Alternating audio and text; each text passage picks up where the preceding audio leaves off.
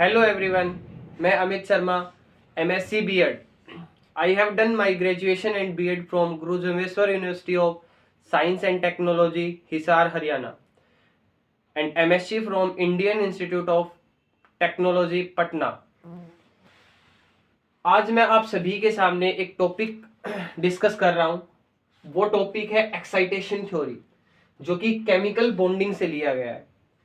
तो जो कि नेम से ही आपको पता चल रहा है कि एक्साइटेशन यानी कि यहां पर हम किसकी बातें करेंगे? एक्साइटेशन की बातें करेंगे. अब किसके एक्साइटेशन की बातें करेंगे और क्यों कर रहे हैं हम यहाँ पर एक्साइटेशन की बातें? तो मैं आपको बता देता हूं कि यहाँ पर हम इलेक्ट्रॉन के एक्साइटेशन की क्या करेंगे? बातें करेंगे. और ये जो इलेक्ट्रॉन का एक्साइटेशन होता है, ये किसी भी मॉलिक्यूल की फॉर्मेशन के लिए क्या होता है? बहुत जरूरी होता है. तो यहां पर जो हमारे पास क्या होता है? एक्साइटेशन. तो ये जो एक्साइटेशन है, ये टू टाइप का हमारे पास क्या होता है? प्रेजेंट होता है. तो सबसे पहले जो एक्साइटेशन हमारे पास होता है वो होता है अनकंडीशनल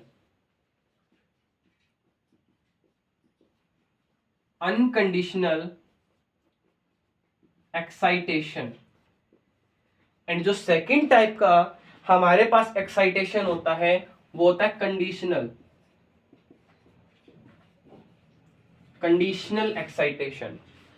तो किसी भी मॉलिक्यूल के अंदर या फिर किसी भी एटम के अंदर मॉलिक्यूल की फॉर्मेशन करवाने के टाइम हमें एक्साइटेशन इलेक्ट्रॉन का जब भी देखना होता है, तो वहां पर हमारे पास प्राइमरी कंडीशन जो होती है वो हमारे पास होती है वैकेंट ऑर्बिटल.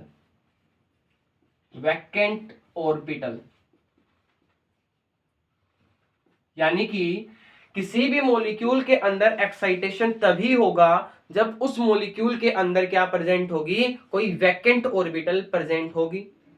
तो ये जो कंडीशन है ये होती है हमारी प्राइमरी कंडीशन, और ये दोनों के अंदर ही चेक की जाती है, चाहे कंडीशनल हो हमारे पास और चाहे हमारे पास क्या हो? अनकंडीशनल एक्साइटेशन प्रेजेंट हो.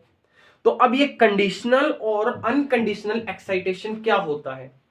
तो जब हमारे पास एक्साइटेशन NS से NP के अंदर होता है, तो वो एक्साइटेशन जो होगा उसको हम बोलेंगे अनकंडीशनल एक्साइटेशन.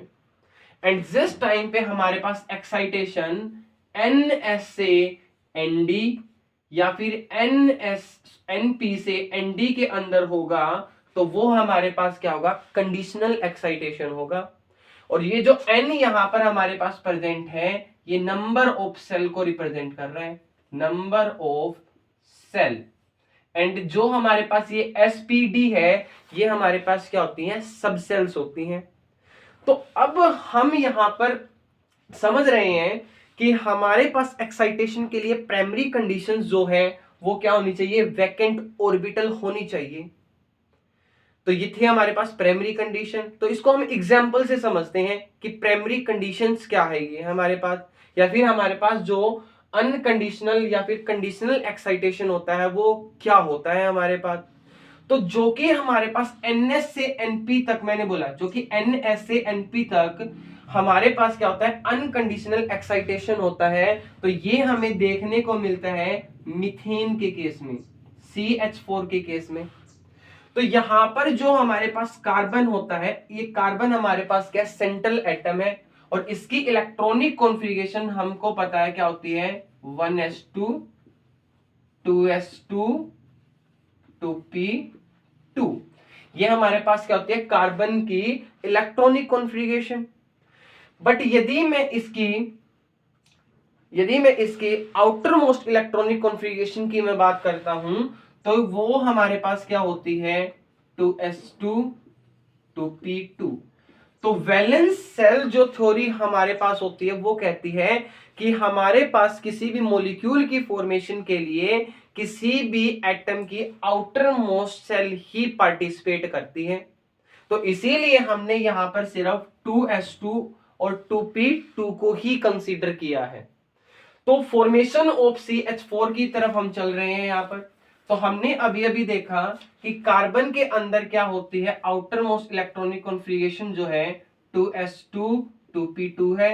यदि मैं इसको ऑर्बिटल की फॉर्म में अरेंज करूं तो यहाँ पर 2s के अंदर 2 इलेक्ट्रॉन एंड p के अंदर हमारे पास क्या होते हैं, 2 इलेक्ट्रॉन प्रेजेंट होते हैं। तो यहाँ पर एक्साइटेशन क्या होगा या नहीं होगा, तो उसके लिए हमें क्या चेक करना पड़ेगा, प्राइमरी कंडीशंस को चेक करना पड़ेगा। तो यहां पर देखो हमारे पास क्या प्रेजेंट है, कोई वैकेंट ऑर्बिटल प्रेजेंट है, तो इसीलिए यहां पर S से P के अंदर क्या हो जाएगा, एक्साइटेशन हो जाएगा। तो इस प्रकार से हमारे पास क्या रहेगा, S के अंदर 1 इलेक्ट्रॉन एंड P के अंदर अब क्या हो चुके हैं, 3 इलेक्ट्रॉन हो चुके हैं। कब, आफ्टर एक्साइटेशन, आफ्टर एक्साइटेशन। तो यहां पर ये वैकेंट ऑर्बिटल थी, इसीलिए हमारे पास 2s से एक इलेक्ट्रॉन उठकर कहां चला गया, 2p के अंदर चला गया, और इसी को हम बोलते हैं एक्साइटेशन।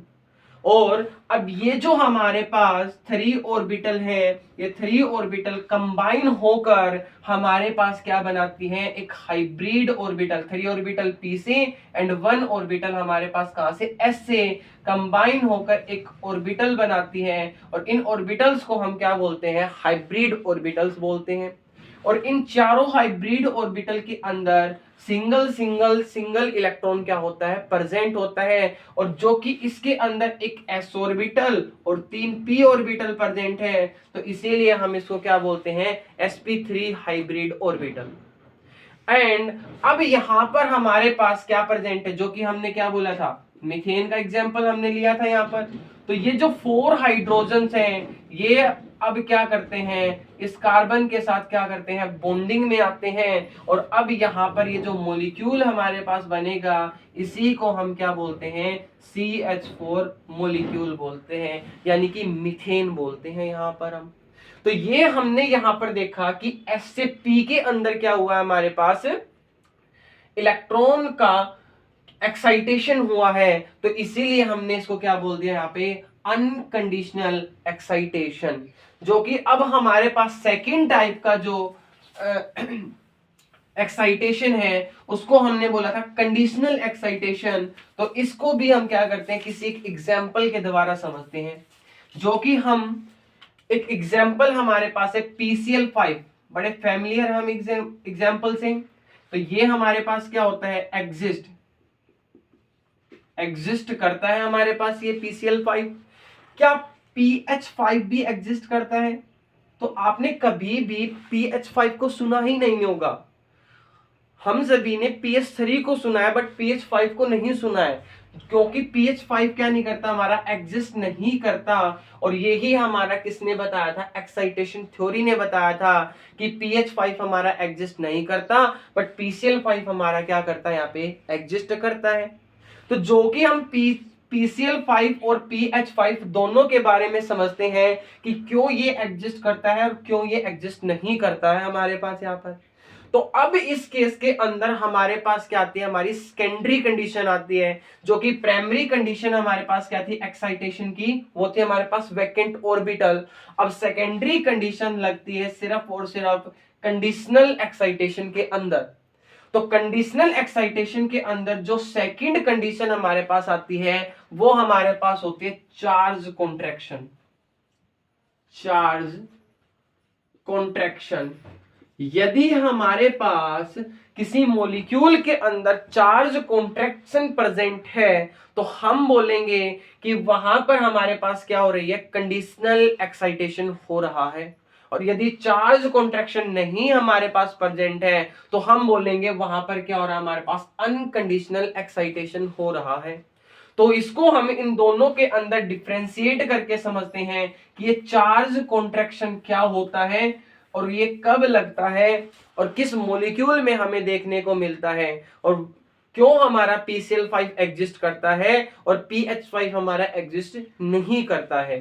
तो यहां से हम समझते हैं कि PCl5 और यहां हम लेके चलते हैं PH5 यहां पर, जो कि फॉस्फोरस की जो आउटर मोस्ट इलेक्ट्रॉनिक कॉन्फ़िगरेशन है, उसके अंदर क्या होता है, 3s2 3p3 यहां पर। तो हम यहां पर क्या बोल रहे हैं कि S के अंदर हमारे पास 2 इलेक्ट्रॉन एंड P के अंदर हमारे पास क्या होते हैं, 3 इलेक्ट्रॉन प्रेजेंट होते हैं इस प्रकार से, जो कि प्राइमरी कंडीशन को फुलफिल करने के लिए हमारे पास फास्फोरस में एक वैकेंट ऑर्बिटल होने चाहिए, जो कि यहाँ पर s के अंदर और p के अंदर कोई वैकेंट ऑर्बिटल दिखाई नहीं दे रही है हमें। तो हमें पता है यदि प्रिंसिपल क्वांटम नंबर हमारे पास 3 होता है तो इसके अंदर 3d भी एग्जिस्ट करती है, तो यहाँ पर हम बोल देंगे 3d 0। तो हम कह सकते हैं कि हमारे पास यहाँ पर क्या प्रेजेंट है, 3d प्रेजेंट है, जो कि वैकेंट है हमारे पास यहाँ पर। तो ये 3d, ये हमारे पास क्या है यहाँ पर 3p, और ये हमारे पास क्या यहाँ पे 3s है। तो अब यहां से जो इलेक्ट्रॉन है, जो कि देखो यहां पर हमारे पास क्या है, हमें क्या चाहिए, हमें according to valence shell electron theory हमें बॉन्डिंग के लिए हमारी जो सेल है उनके अंदर हमें कम से कम एक इलेक्ट्रॉन चाहिए, सॉरी एक ही इलेक्ट्रॉन चाहिए हमें, यानी कि हाफ फील्ड होनी चाहिए हमारे पास। तो इसीलिए यहां पर हमारे पास ये जो 3s से इलेक्ट्रॉन है ये उठकर कहां चला जाएगा, ये d के अंदर चला जाएगा इस प्रकार से। इस प्रकार से ये d के अंदर इलेक्ट्रॉन क्या होगा हमारे पास चला जाएगा। और अब ये जो पांचों ऑर्बिटल हमारे पास है, ये पांचों ऑर्बिटल मिलकर अब हमारे पास क्या बनाएंगी, एक सेम एनर्जी की ऑर्बिटल्स बनाएंगी, और इनको हम बोलेंगे यहाँ पर हाइब्रिड ऑर्बिटल। और जो कि इसके अंदर एक s है और 3 p है और एक d है, तो इसीलिए हम इसको नेम देते हैं sp3d हाइब्रिड ऑर्बिटल। और अब इसके अंदर हमारे पास जो क्लोरीन एटम है, अलग अलग पांचों क्लोरीन है, वो क्या करेंगे, अपने इलेक्ट्रॉन के साथ यहाँ पर बॉन्डिंग के अंदर क्या करेंगे, टेक पार्ट करेंगे, और इस प्रकार से हमारे पास क्या बन जाएगा, PCl5 बन जाएगा। तो सेम यही केस यदि हम किसके अंदर चेक करते हैं, pH5 के अंदर चेक करते हैं, तो यहां पर भी हम बोलेंगे कि हमारे पास जो 3s है, जो हमारे पास क्या प्रेजेंट है, इस प्रकार से 3s जिसके अंदर 2 इलेक्ट्रॉन प्रेजेंट है, तो ये जो 2 इलेक्ट्रॉन हमारे पास हैं ये d के अंदर क्या करेंगे, यहां पर पार्टिसिपेट कर जाएंगे, यानी कि d के अंदर एक्साइट कर जाएंगे। बट pH5 के अंदर जो s से इलेक्ट्रॉन है वो d के अंदर एक्साइट नहीं करते, यानी कि यहाँ पर जो एक्साइटेशन है वो हमें देखने को नहीं मिलता है। तो इसका रीजन क्या है, इसका रीजन है सेकेंडरी कंडीशन, जिसको हम बोलते हैं चार्ज कॉन्ट्रैक्शन। यानी कि इस केस के अंदर हमें फास्फोरस के अंदर चार्ज कॉन्ट्रैक्शन, जो हमने बोला चार्ज कॉन्ट्रैक्शन, ये चार्ज कॉन्ट्रैक्शन जो होता है ये देखने को नहीं मिलता। और PCl5 के अंदर ये जो चार्ज कॉन्ट्रैक्शन हमने पढ़ा है ये हमें देखने को मिलता है। तो अब हमारे पास क्वेश्चन ये अराइज हो रहा है कि कब चार्ज कॉन्ट्रैक्शन होगा और कब चार्ज कॉन्ट्रैक्शन नहीं होगा। तो हम यहां पर बताते हैं आपको कि चार्ज कॉन्ट्रैक्शन के लिए हमें क्या करना होता है, हमें देखना होता है जो हमारे पास सेंट्रल एटम है उस सेंट्रल एटम से मोर इलेक्ट्रोनेगेटिव एलिमेंट यदि प्रेजेंट है, हमारे मॉलिक्यूल के अंदर यदि सेंट्रल एटम से मोर इलेक्ट्रोनेगेटिव एलिमेंट प्रेजेंट है तो वहां पर चार्ज कॉन्ट्रैक्शन देखने को मिलेगा। और यदि हमारे पास सेंट्रल एटम से लेस इलेक्ट्रोनेगेटिव एलिमेंट प्रेजेंट होगा हमारे मॉलिक्यूल के अंदर, तो वहां पर हमें चार्ज कॉन्ट्रैक्शन देखने को नहीं मिलेगा। और यदि चार्ज कॉन्ट्रैक्शन हमें देखने को नहीं मिलेगा कि तो हम बोल सकते हैं कि उस केस के अंदर हमारे पास क्या होगा, जो हमारे पास कंडीशनल एक्साइटेशन था वो देखने को नहीं मिलेगा। तो यहां पर हमने देखा कि जो क्लोरीन एटम है ये हमारे पास क्या होता है, इस फास्फोरस से मोर इलेक्ट्रोनेगेटिव है। मोर इलेक्ट्रोनेगेटिव है, तो जिसके कारण हमें यहाँ पर चार्ज कॉन्ट्रैक्शन देखने को मिला। और यदि चार्ज कॉन्ट्रैक्शन देखने को मिला तो हम बोल सकते हैं कि जो PCl5 है मेरे पास, ये क्या करेगा, हमारे पास एग्जिस्ट करेगा। और यदि हमने देखा PH5 के अंदर, तो ये जो हाइड्रोजन हमारे पास है, इसकी इलेक्ट्रोनेगेटिविटी फास्फोरस के कंपैरिजन में क्या होती है, लेस होती है। तो इसका मतलब यहां पर हमारे पास क्या नहीं होगा, चार्ज कॉन्ट्रैक्शन नहीं होगा। और चार्ज कॉन्ट्रैक्शन नहीं होगा तो यहां पर एक्साइटेशन हमें देखने को नहीं मिलेगा। तो जिसके कारण हमारे पास PH5 कभी भी क्या नहीं करता, एग्जिस्ट ही नहीं करता। Thank you. ये जो टॉपिक है हमने इसको अब मैं समराइज कर रहा हूं यहां पर। तो सबसे पहले हमने पढ़ा एक्साइटेशन क्या होता है। तो एक्साइटेशन टू टाइप का होता है हमारे पास, एक कंडीशनल एक्साइटेशन, एक होता है अनकंडीशनल एक्साइटेशन। अनकंडीशनल एक्साइटेशन वो होता है जहां पर इलेक्ट्रॉन का एक्साइटेशन S से P के अंदर होता है, और जिस टाइम पर हमारा एक्साइटेशन S से D या फिर P से D के अंदर होता है, तो वो हमारे पास क्या होता है, कंडीशनल एक्साइटेशन होता है। अब एक्साइटेशन के लिए हमने टू कंडीशंस पढ़ी। First is primary condition. Primary condition दोनों टाइप के एक्साइटेशन के लिए ही क्या होती है, इंपॉर्टेंट होती है। उसके बगैर एक्साइटेशन हो ही नहीं सकता। और वो हमारे पास क्या होती है कि उस मॉलिक्यूल का जो सेंट्रल एटम है उसके अंदर एक वैकेंट ऑर्बिटल क्या होनी चाहिए, हमारे पास प्रेजेंट होनी चाहिए। तो ये थी हमारी प्राइमरी कंडीशन। अब एक्साइटेशन के लिए जो सेकेंडरी कंडीशन देखी जाती है वो देखी जाती है कंडीशनल एक्साइटेशन के अंदर। और कंडीशनल एक्साइटेशन के अंदर जो सेकेंडरी कंडीशन हमने बात की है वो होती है चार्ज कॉन्ट्रैक्शन हमारे पास। और चार्ज कॉन्ट्रैक्शन की हमने बोला था कि कब देखने को मिलता है, चार्ज कॉन्ट्रैक्शन देखने को मिलेगा कि जो हमारे पास सेंट्रल एटम है उससे मोर इलेक्ट्रोनेगेटिव एलिमेंट हमारे पास उस मॉलिक्यूल के अंदर प्रेजेंट हो, तब हमें सेकेंडरी कंडीशन यानी कि चार्ज कॉन्ट्रैक्शन देखने को मिलेगा। और इन्हीं दोनों एक्साइटेशन के बेसिस पर हमने PCl5 के बारे में पढ़ा कि वो PCl5 एग्जिस्ट क्यों करता है, और हमने पढ़ा कि PH5 एग्जिस्ट क्यों नहीं करता है। Thank you. आज की क्लास में सिर्फ इतना ही।